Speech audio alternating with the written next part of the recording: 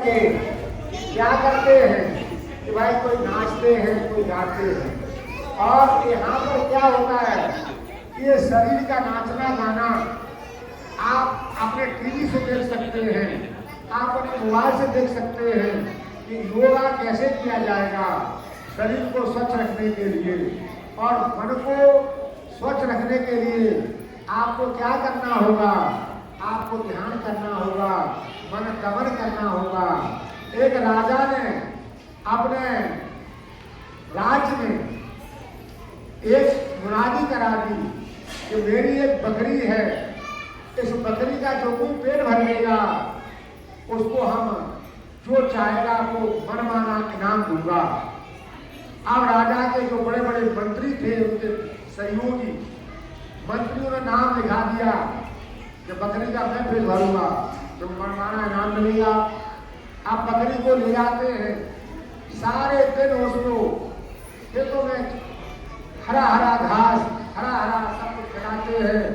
कोई काजू खिलाता है, कोई बादाम खिलाता है।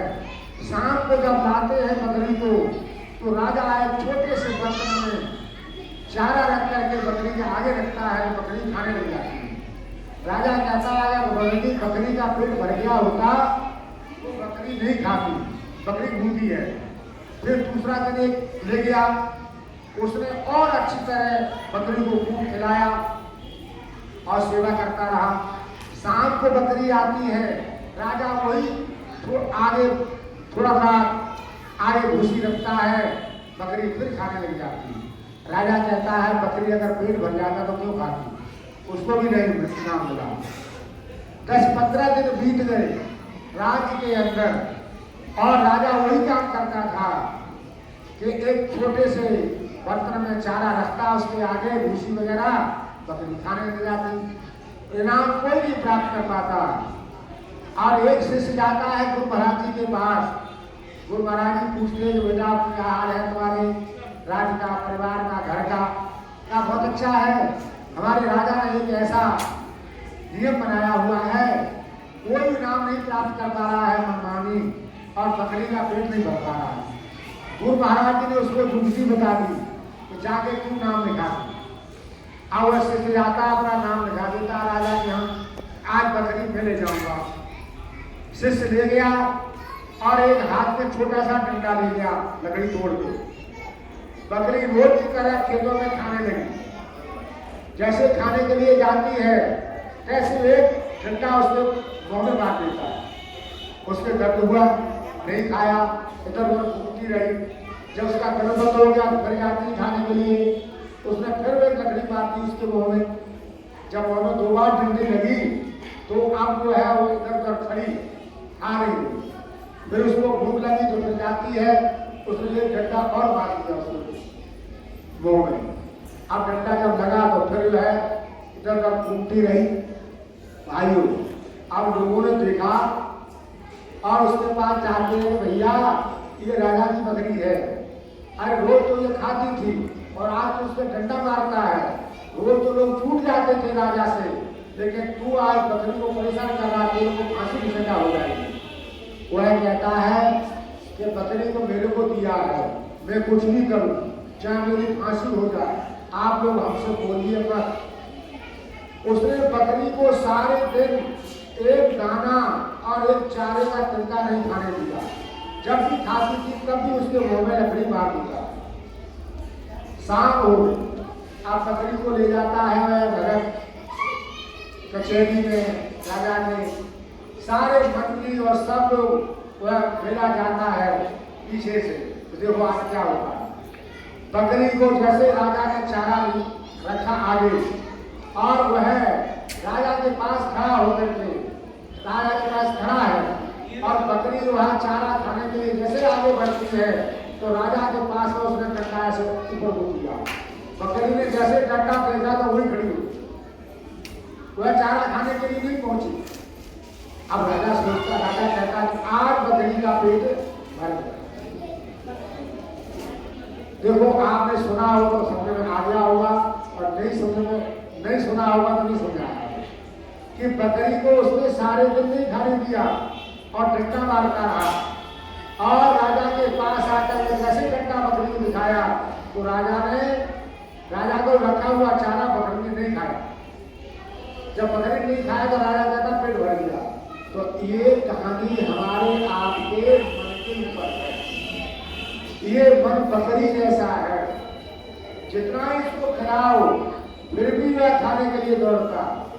राजा अयाती थे, अपनी सारी उम्र विषय भोग में बिता दी, अंत में पूर्ति नहीं हुई विषय की, अपने पुत्र से अपने पुत्र की आयु दे दी, फिर भी विषय भोग नहीं पूरे हुए, फिर भी इच्छा मन की पूरी नहीं हुई। सज्जनों, कैसा इतिहास आता है। ये मन को विषय में लगाने से मन की पूर्ति नहीं होती है। मन को बकरी की तरह दमन करना, विषयों से हटाना, और गुरु महाराज ने जो सत्य का ज्ञान दिया है, जो आपके अंदर गुरु बैठा हुआ, आपको रास्ता बताने वाला, आपके श्वासों को चलाने वाला, उसमें मन लगाओगे तो आपका मन उसमें लगेगा और वो विषयों से हटेगा। मेरे कहने का तात्पर्य यही था कि भाइयों बहनों, यह मन इंद्रियों से जब ही हटेगा, विषयों से जब ही हटेगा, जब गुरु महाराज जी ने बनाए हुए उस ज्ञान में मन को लगाओगे। और यही सत्य है, और यही सत्य हर समय हर जगह व्यापक है। और यही आत्मा, जो कहते हैं आत्मा भगवान का स्वरूप है, और यह आत्मा ईश्वर का अंश है। ईश्वर हमारा अंशी है। ईश्वर अंश जीव अविनाशी, चेतन अमर सहज सुख राशि। संत तुलसीलाल लिखते हैं मानस के अंदर ईश्वर और आत्मा में कितना फर्क है। जैसे जल और जल की तरंग, जैसे जल की अगर जल नहीं है तो तरंगें कैसे उठेंगी, लहरें कैसे उठेंगी, जल है। ऐसे ही वो है जो सुप्रीम पावर कहते हमारा परमात्मा, हमारा वह अंशी है, हम उसके अंश हैं। जो महाराज जी इस मनुष्य शरीर में यही सब चाहते हैं। हमारे शास्त्र इस बात का आपको उदाहरण देते हैं कि मनुष्य जीवन विषय भोगों के लिए नहीं मिला है, भक्ति के लिए मिला है। गर्भ के अंदर थे, जब भी भगवान से वादा किया था कि आपको ज्ञान दिया, भजन करूंगा, तो भगवान का खेल कैसा है, पैदा होते ही संसार का जब ज्ञान होता है तो अंदर का ज्ञान भूल जाते हैं, वो नाम भूल जाते हैं, वो भगवान का स्वरूप पूरी हमारे दृष्टि से चला जाता है। वो आनंद है, वह भी हमारे काम से चला जाता है। तो वास्तव में यह जो शिवरात्रि के समय पर आपको बात और बताऊंगा, भगवान भोलेनाथ ने माता पार्वती को ज्ञान दिया और ये बताया कि इंद्रा, पिंगला, सुषुम्ना तीन नाड़ी का बहुत बड़ा महत्व है। नासिका के दाएं बाएं सुर से इंद्रा और पिंगला, और भ्रुकुटी में सुषुम्ना, ये तीन नाड़ियां ब्रह्म रंग में जहां औंधा घड़ा संलग्न है, उन तीन नाड़ियों पर, इस औंधा घड़ा का मतलब उसका पैदा नीचे है और उसका ऊपर है। जैसे आप औंधा घड़े से भगवान कहते हैं माता पार्वती को, जो वहां से अमृत झड़ता है और शिवलिंग से टपकता है। योगी लोग खिचड़ी को पट करके अमृत पान करते हैं। खेचड़ी रूपी सिंह मृत्यु को लांग जाता है, जीव अमृतत्व को प्राप्त हो जाता है। माताओं, जिनको शिव महापुराण मिल जाए, भाइयों शिव महापुराण मिल जाए, आप ही पढ़ लेंगे। भगवान भोलेनाथ ने कहा शिवलिंग पर कूद कूद करके अमृत झरता है। योगी लोग खेचड़ी को पढ़ करके अमृत पान करते हैं। खेचड़ी रूप सिंह जो है मृत्यु को लांग जाता है, जीव अमृतत्व को प्राप्त हो जाता है। भाई शिवलिंग कोई स्त्रीलिंग पुल्लिंग नहीं है। शिवलिंग तो सबके पास है, ब्रह्मरथ सबके पास है, नासिका नाम सबके पास है। दोनों स्वरों से पिघला पिघला प्रकृति में जहाँ कहते ऊंधा घड़ा संलग्न है, वहां से अमृत झरता है। यह भेद गुरु महाराज जी शब्द बतलाते हैं आज के युग में।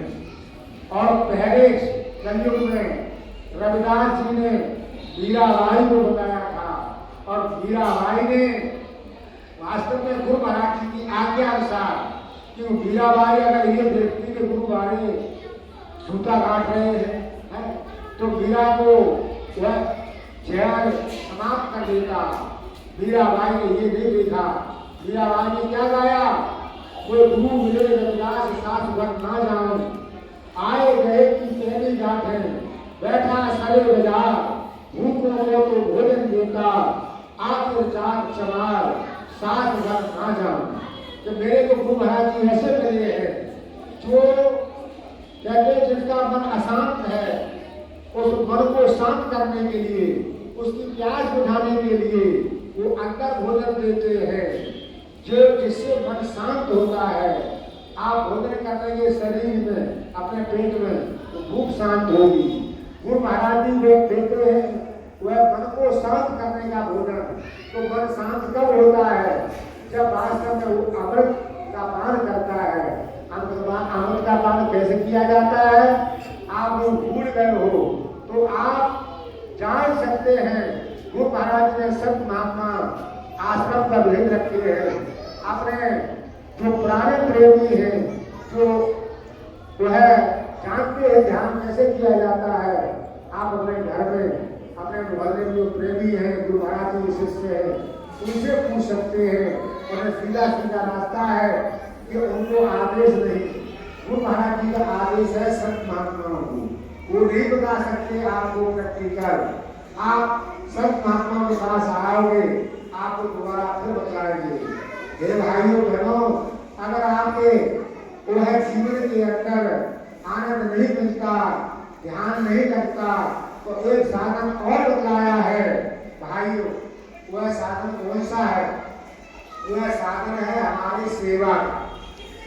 इस शरीर से सेवा के लिए मीराबाई को यही संदेश दिया था गुरु रविदास जी ने, तन पवित्र सेवा किए, धन पवित्र कर दान, और मन पवित्र हर भजन से त्रिविध हो कल्याण। उन्होंने तीनों बातों को अच्छी तरह समझा मीराबाई ने।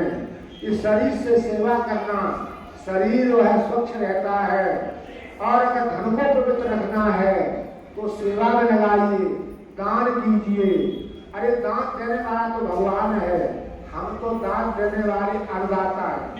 अन्नदाता जिसने भगवान ने आपको धन दिया है, आपको शरीर दिया है, उनकी सेवा लगाइए। आपको मन दिया है, जहाँ लगेगा तन वहाँ लगेगा मन। आज मानव कल्याण आश्रम जींद में शिवरात्रि के उपलक्ष्य में भंडारे का आयोजन किया गया, जिसमें पहले सत्संग हुआ, उसके बाद भंडारा। हमें सभी प्रेमी भक्तों ने मिलकर के भंडारे का आयोजन किया।